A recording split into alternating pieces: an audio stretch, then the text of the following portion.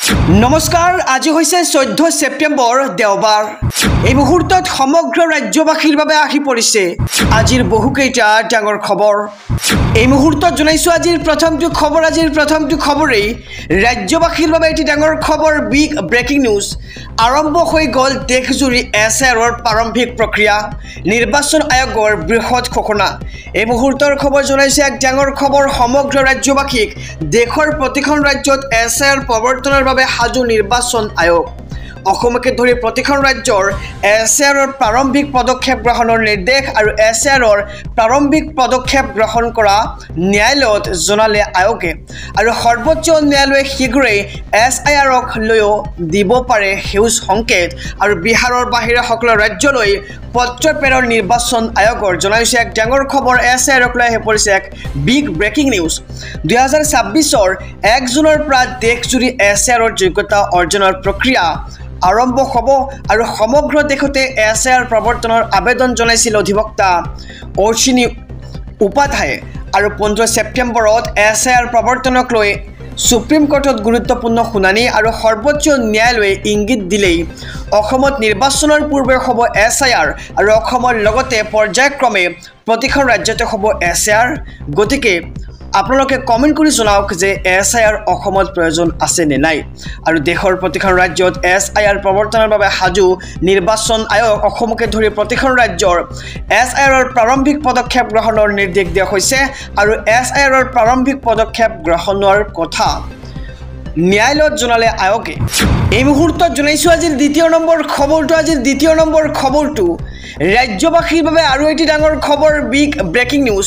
ৱাকফ সংশোধনী আইনক লৈ বিগ নিউজ 15 ছেপ্টেম্বৰত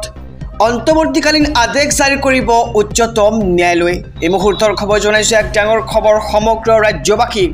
ৱাকফ সংশোধনী আইনক লৈ আহি গ'ল ডাঙৰ খবৰ 15 ছেপ্টেম্বৰত অন্তৱৰ্তীকালীন আদেশ জাৰি কৰিব উচ্চতম ন্যায়ালয়ে তিনিটা মূল বিষয়ৰ ওপৰত ভিত্তি কৰি প্ৰদান কৰিবই আদেশ আৰু ৱাকফ সংশোধনী আইনক লৈ 22 মেত জাৰি কৰা হৈছিল স্থগিতাদেশ মুখ্য ন্যায়াধীশ বি.আৰ. গাভাই বিচাৰপীঠে গ্ৰহণ কৰিছিল শুনানি আৰু ইয়াৰ সমান্তৰালকৈ ৱাকফত অন্তৰ্ভুক্ত হোৱা সম্পত্তি চূড়ান্ত শুনানি নোহোৱালৈ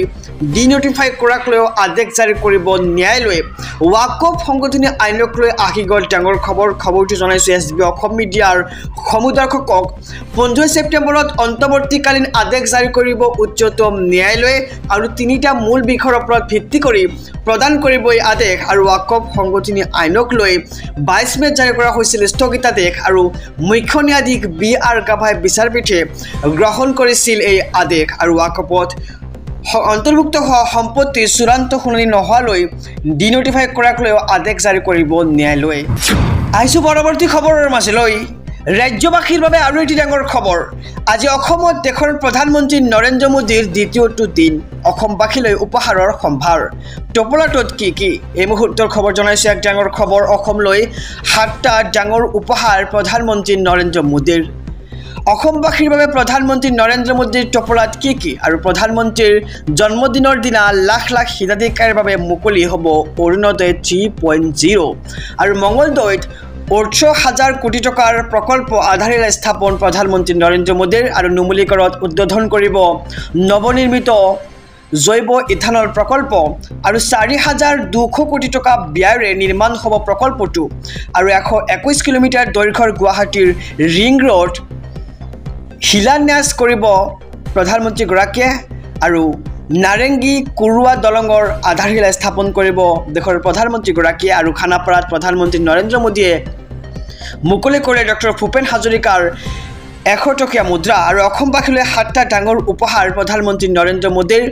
অসমবাসীৰ বাবে প্ৰধানমন্ত্ৰী নৰেন্দ্ৰ মোদীৰ টপলাত কি আমি জনাইছো সমুদৰ্শকক প্ৰধানমন্ত্ৰীৰ জন্মদিনৰ দিনা লাখ লাখ হিতাধিকাৰীৰ বাবে মুকলি হ'ব অৰুণোদয় 3.0 আৰু মংগলদৈত 18,000 কোটি টকাৰ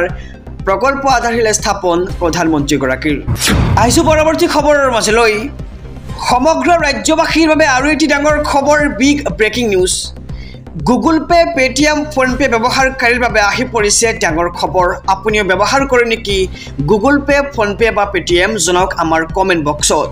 15 ছেপ্টেম্বৰৰ পৰা UPI লেনদেনত সলনি হ'ব বহুকেইটা নিয়ম যি নিয়মে প্ৰভাৱ পেলাব আপোনাৰ দৈনন্দিন জীৱনত এই মুহূৰ্তৰ খবৰ জনাইছোঁ গতিকে খবৰটো দিয়াৰ আগতে যদিহে আপুনি চেনেলটোত নতুন তেন্তে ছাবস্ক্ৰাইব কৰক আৰু যদিহে এতিয়ালৈকে ভিডিঅ'খনত লাইক কৰা নাই এটা কৈ লাইক কৰি দিয়ক আৰু কমেণ্ট বক্সত জনাওক যে আপুনি গুগল পে পেটিএম বা ফোনপে ব্যৱহাৰ কৰে নে নাই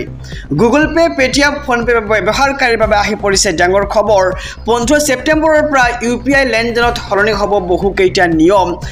NPCI ঘোষণা কৰিছে বহুকেইটা নতুন নিয়মৰ কথা NPCI ৰ তৰফৰ পৰা বৃদ্ধি কৰা হৈছে হাই ভেলু ট্ৰানজেকশ্যনৰ সীমা আৰু পূৰ্বে থকা 2 লাখ টকাৰ লেনদেনৰ সীমা এতিয়া 5 লাখ টকালৈ বৃদ্ধি কৰা হৈছে আৰু ৰেলৱে এয়াৰলাইন আদিৰ ভ্ৰমণৰ ক্ষেত্ৰতো বৃদ্ধি কৰা হৈছে লেনদেনৰ সীমা আৰু নতুন নিয়ম অনুসৰি একেবাৰে 5 লাখ টকা পৰ্যন্ত লেনদেন কৰিব পাৰিব আপুনি গুগল পে পেটিএম আৰু ফোনপেৰ জৰিয়তে আৰু ডেইলি ট্ৰানজেকশ্যনৰ পূৰ্বে থকা 5 লাখৰ সীমা এতিয়া 10 লাখ টকালৈকে বৃদ্ধি কৰা হৈছে এই মুহূৰ্তৰ খবৰ জনাই গৈছোঁ সমূহ দৰ্শকক এতিয়াৰে পৰা ধনৰ লেনদেনৰ সময়ত ধন লাভ কৰা একাউণ্টৰ গৰাকীৰ প্ৰকৃত নাম উপলব্ধ হ'ব আপোনাৰ মোবাইল স্ক্ৰীনত আৰু লেনদেনত হোৱা দুৰ্নীতি ৰোধৰ বাবে অনা হৈছে এই নতুন নিয়ম গতিকে আপোনাৰ কেনে লাগিছে এই নিয়মজনক আমাৰ কমেণ্ট বক্সত আৰু ইয়াৰ পূৰ্বে ফোনত যি নামত ছেভ কৰি ৰখা হৈছিল সেই নামতেই দেখা পোৱা গৈছিল নাম কিন্তু এতিয়াৰে পৰা ধন লাভ কৰা লোকজনৰ বেংক একাউণ্টত থকা নামহে দেখা পোৱা যাব গতিকে এক সুবিধা আহিব জনসাধাৰণৰ বাবে 15 ছেপ্টেম্বৰৰ দিনা আৰু ইয়াৰ দ্বাৰা প্ৰকৃতগৰাকীয়ে ধন লাভ কৰিছে নে নাই সেয়া নিশ্চিত কৰিব পৰা যাব আৰু গুগল পে পেটিএম ফোন ব্যৱহাৰকাৰীৰ বাবে আহি পৰিছে ডাঙৰ খবৰ ভাল খবৰ বুলি ক'ব লাগিব 15 ছেপ্টেম্বৰৰ পৰা UPI লেনদেনত সলনি হ'ব বহুকেইটা নিয়ম NPCI ঘোষণা কৰিছে বহুকেইটা নতুন নিয়মৰ কথা জনাইছোঁ SB অসম মিডিয়াৰ সমূহ দৰ্শকক আহিছোঁ আন এক খবৰৰ মাজলৈ সমাগত BTC নিৰ্বাচন আৰু BTC নিৰ্বাচনৰ পূৰ্বে BPFে মুকলি কৰিলে নিৰ্বাচনী ইস্তাহাৰ 98টা প্ৰতিশ্ৰুতিৰে BPF সাজু নিৰ্বাচনলৈ এই মুহূৰ্তৰ খবৰ জনাইছে এক ডাঙৰ খবৰ BPFে মুকলি কৰিলে নিৰ্বাচনী ইস্তাহাৰ আৰু ইয়াৰ সমান্তৰালকৈ BPF প্ৰধান হাগ্ৰামা মহিলাৰীয়ে মুকলি কৰিলে নিৰ্বাচনী ইস্তাহাৰ 98টা প্ৰতিশ্ৰুতিৰে প্ৰকাশ নিৰ্বাচনী ইস্তাহাৰ আৰু BTC ৰাইজৰ বাবে বৃহৎ প্ৰতিশ্ৰুতি BPF প্ৰধান হাগ্ৰামা মহিলাৰীৰ 1 নম্বৰ BTCত বসবাস কৰা সকলো জাতি জনগোষ্ঠীৰ সম অধিকাৰ 2 নম্বৰত সম উন্নয়ন ভূমিপট্টা প্ৰদান 3 নম্বৰত BTCবাসী সকলো জাতি জনগোষ্ঠীৰ বাবে অতিথিশালা নিৰ্মাণৰ ব্যৱস্থা কৰা 4 নম্বৰ VCTC নিৰ্বাচনত মহিলাৰ বাবে 50% আসন সংৰক্ষণ সুনিশ্চিত কৰা 5 নম্বৰ ওদালগুৰিত মিনি BTC সচিবালয় স্থাপনৰ ব্যৱস্থা কৰাকে ধৰি মুঠ 98 টকাৰ প্ৰতিশ্ৰুতিৰে নিৰ্বাচনী ইস্তাহাৰ মুকলি কৰিলে হাগ্ৰামা মহিলাৰীয়ে আৰু BPF এবাৰ মুকলি কৰিলে নিৰ্বাচনী ইস্তাহাৰ গতিকে সমাগত নিৰ্বাচন আৰু নিৰ্বাচনৰ পূৰ্বে এবাৰ BPF প্ৰধান হাগ্ৰামা মহিলাৰীয়ে মুকলি কৰিলে নিৰ্বাচনী ইস্তাহাৰ সমগ্ৰ ৰাজ্যবাসীৰ বাবে এটি ডাঙৰ খবৰ বিগ ব্ৰেকিং নিউজ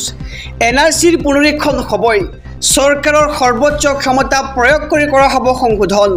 মুখ্যমন্ত্ৰী ডক্টৰ হিমন্ত বিশ্ব শৰ্মাৰ এক ডাঙৰ ঘোষণা এই মুহূৰ্তৰ খবৰ জনাইছোঁ সমগ্ৰ ৰাজ্যবাসীক এক ডাঙৰ খবৰ মুখ্যমন্ত্ৰী ডক্টৰ হিমন্ত বিশ্ব শৰ্মাৰ ডাঙৰ মন্তব্য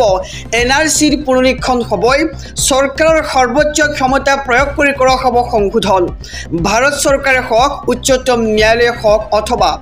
অসম চৰকাৰৰ ক্ষমতা প্ৰয়োগ কৰি হ'লেও এইখন NRC মানি লোৱাৰ পৰিৱৰ্তে